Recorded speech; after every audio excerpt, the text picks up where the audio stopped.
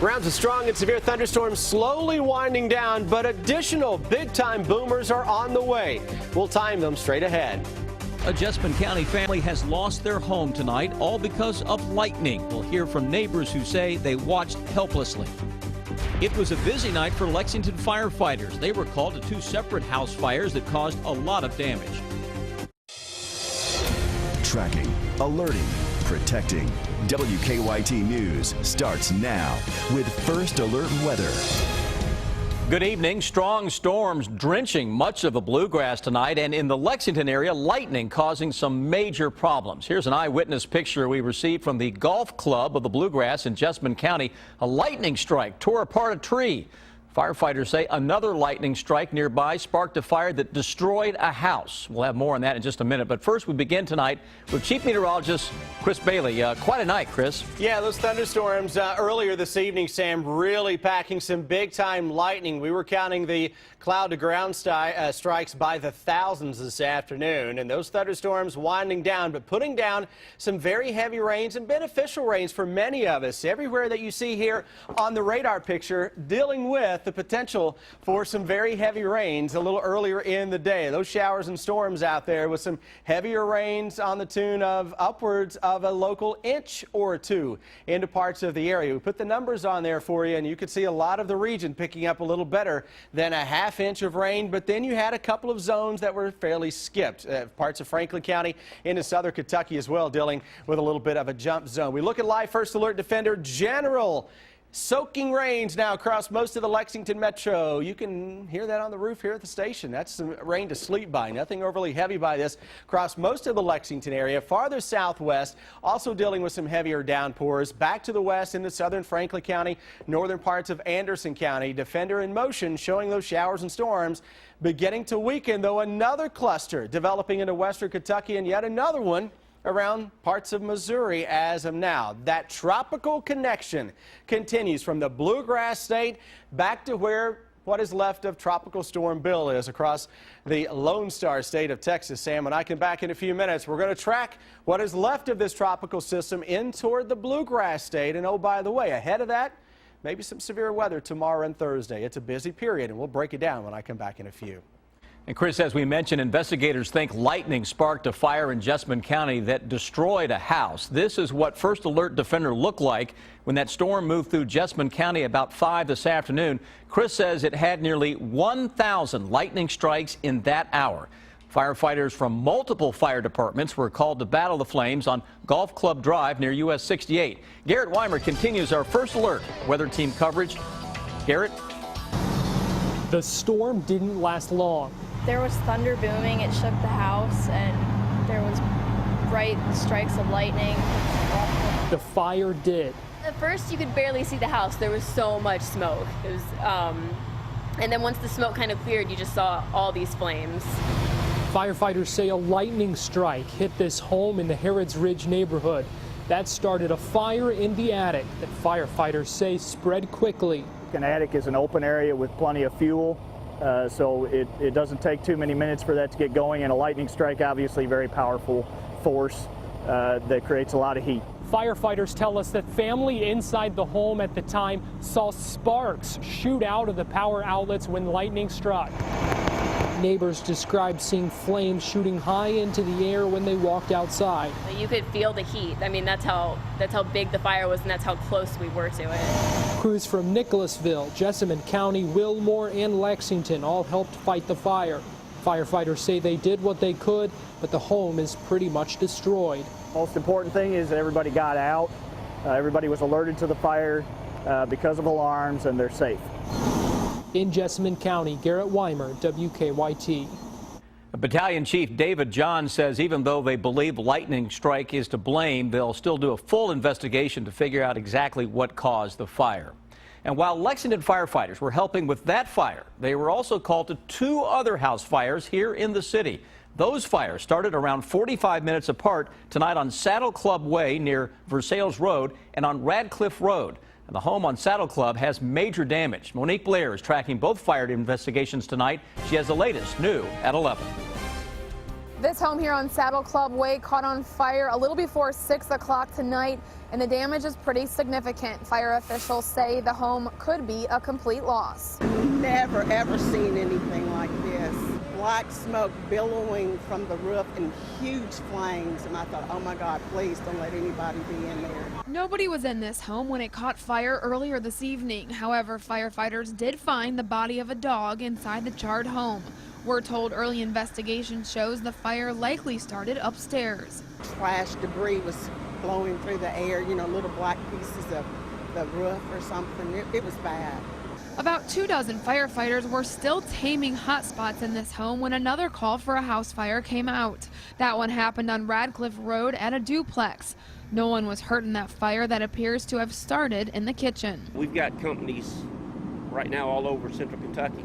Firefighters were on scene to the home on Saddle Club Way within 3 minutes of receiving the call for help, but Battalion Chief Jeff Nance says the fire moved quickly, and the home is, for the most part, a complete loss. It was surreal, like nothing I'd ever seen before. Fire investigators will continue to spend the night tonight trying to figure out exactly what caused this fire on Saddle Club Way. In Lexington, Monique Blair, WKYT. The American Red Cross plans to help the family that was living in the home on Saddle Club Way. Take a look at this eyewitness video from Georgetown. Lanny Brannick tells us he shot it inside Galvin's restaurant. You can see water pouring into the restaurant through the ceiling during a storm tonight. No word on what caused all that water to end up inside the restaurant. An accident involving a tree killed a former police chief in Scott County today. It happened this afternoon near a home on Wise Path off US 25 north of Georgetown. Investigators say Philip Wise was cutting down a dead tree when it suddenly fell on him. He later died at the hospital. The Scott County Sheriff's Office says Wise was chief of the Scott County Police Department back in the 1980s.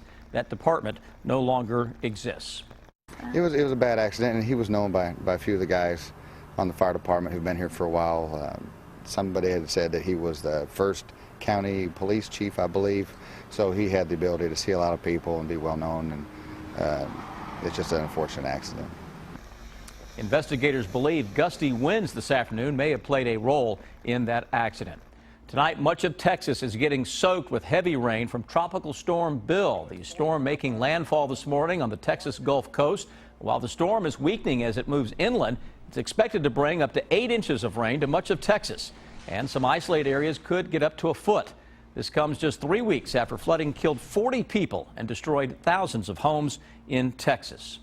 New tonight, family members of a civilian contractor killed in an accident at the Boone National Guard Center in Frankfort are remembering him. Investigators say that 23-year-old Brandon Cloud of Harlan County died yesterday when an extension lift collapsed and fell.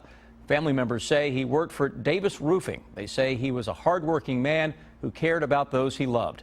His sister says she wishes she could talk to him one more time. Tell him that I loved him, and I'm sorry that we fit like we did, and I wish he was here. And I wish he could see his baby be born. And I love you, Brandon. Investigators say another civilian contractor, Wade Massengale, was injured in the accident. At last check, he was in serious but stable condition at UK Hospital. New tonight, investigators think wet roads played a role in a deadly crash in Leslie County. It happened this afternoon on Highway 421 in the Muncie Creek community. Investigators say that 22-year-old Marina Lee lost control of her car in a curve. It crossed the center line and was hit by a car going in the opposite direction. Lee later died at the hospital. Another person was also injured in the crash.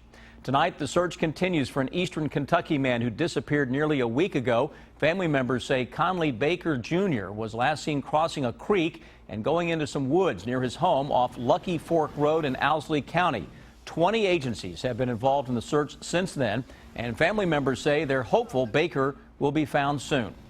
We're blessed with the help we got. It's coming in left and right. People are hearing it on Facebook. People are volunteering, coming from all over. And we're just thankful for all the people that's helped out in this search, and we're grateful to them. Family members say Conley has a heart condition. Search crews say they will continue their efforts once the sun comes up tomorrow. It will soon be a little tougher to buy those over-the-counter cough medicines in Kentucky. Starting next Wednesday, a new state law will affect medicines that contain dextromethorphan. If you want to buy those medicines, you'll have to show a photo ID and sign a document saying you're over the age of 18. You'll also face a limit of how much you can buy. Supporters of the new laws say it will prevent robo-tripping, the misuse of certain cough medicines to get high. For a look at all the new state laws going into effect next week, just go to our website, WKYT.com. And new tonight, family members of a missing Knott County woman have increased the reward being offered in that case. Natasha Jones has not been seen since May 7th. Family members say Jones left her sons a note telling them she would be back home in a few days. And now the family has doubled the reward for information on her whereabouts to $2,000, hoping that will bring in some new leads. Family members say Jones has left home before, but she's never been gone this long. Tonight, investigators are still trying to figure out what caused a balcony to collapse in California, killing 6 people. 5 of those victims were students from Ireland. The other was an Irish American living in California. Police say more than a dozen people celebrating a birthday party packed the apartment balcony early this morning when it collapsed. The building is 9 years old. Police have closed off other balconies there as a precaution. An Arizona fugitive wanted for more than 30 years has been found right here in central Kentucky. Police say Daryl Bullock skipped parole after being convicted on theft charges in Arizona back in 1983. For the last 25 years, they say he's been living in Lincoln County, even working as a mechanic there. Police say until recently, Bullock was just being searched for on a statewide basis in Arizona, but last week, police there put him on a nationwide search list, and he was soon arrested. He was a little surprised because, I mean, we were pretty much on top of him before he knew or had an opportunity to make any type of movement whatsoever.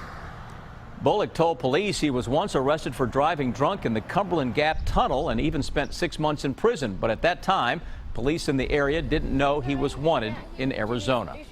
An alert tonight for shoppers in Lexington. Police say thieves have been stealing purses. At least 2 have been reported in the last week, one at the Richmond Road Kroger, the other at the Hamburg Meijer. In one case, Lexington police say a thief stole a woman's purse from her shopping cart as she was walking into the store. In the other case, they say the thief stole a purse from a cart while the victim was loading groceries into her car. So far, police have not made any arrests. Before Game 6 of the NBA Finals tonight, a Kentucky teenager brought the crowd to its feet. Oh, say, can you see by the dawn's early light? That is Marlena Van Hoos of Johnson County. She sang the national anthem before tonight's game in Cleveland. She was born blind, but she has not let that stop her. She has performed in front of many large crowds in Kentucky, including Rupp Arena and around the country.